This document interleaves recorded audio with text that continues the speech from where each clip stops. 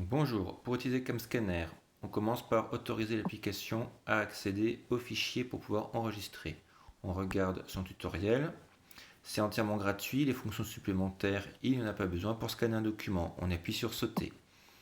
Il n'y a pas besoin de s'inscrire, ce n'est pas obligatoire, on peut appuyer sur utiliser maintenant. Pour scanner un document, il suffit d'appuyer sur scanner. On autorise à se servir de l'appareil photo. Je passe à la démonstration. On peut zoomer si on a besoin, mais si on veut avoir une maximum de définition, il faut essayer de ne pas être trop zoomé. Si on est en pleine journée, on peut se passer du flash. Pour avoir un scan correct et que la luminosité est bonne et que vous n'avez pas besoin d'avoir de lampe dans votre pièce, vous vous positionnez pour avoir de l'ombre un peu partout, pour avoir un éclairage uniforme sur toute la feuille. Vous approchez, vous appuyez. Là, il fait nuit, c'est une lampe qui m'éclaire, donc je active le flash en appuyant en haut à gauche. Flash activé. Je vérifie, c'est bien fait. Je m'approche, je fais de l'ombre.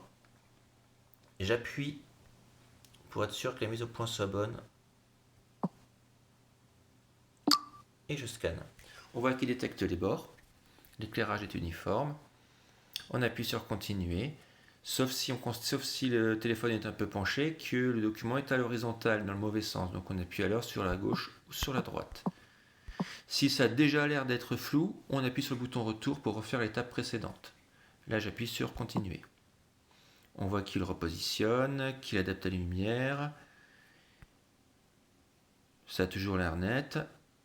J'appuie sur enregistrer.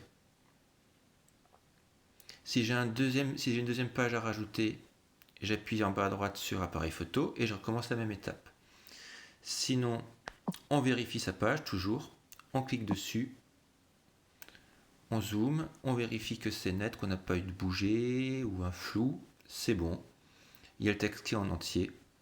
Donc je ne modifie rien. Je laisse. On met un nom du fichier, comme ça ce sera plus facile pour s'organiser. On commence en général par mettre le nom de la personne qui a fait le document. Puis après, on met un titre qui correspond à la matière, par exemple, ou au type de document que c'est.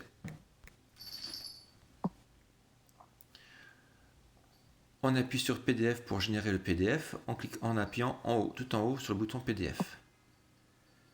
On dit OK, j'ai compris. On appuie sur partager. Non, il n'y a pas besoin d'appuyer sur partager. On appuie sur compression pour être sûr qu'il soit bon. Le PDF est généré. On peut revenir en arrière et changer d'application, aller sur mon bureau numérique. Je me suis déjà placé à l'endroit où il faut rendre le devoir. J'appuie sur sélectionner des fichiers.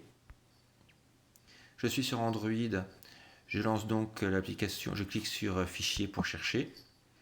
Si on a de la chance, elle apparaît dans les documents récents.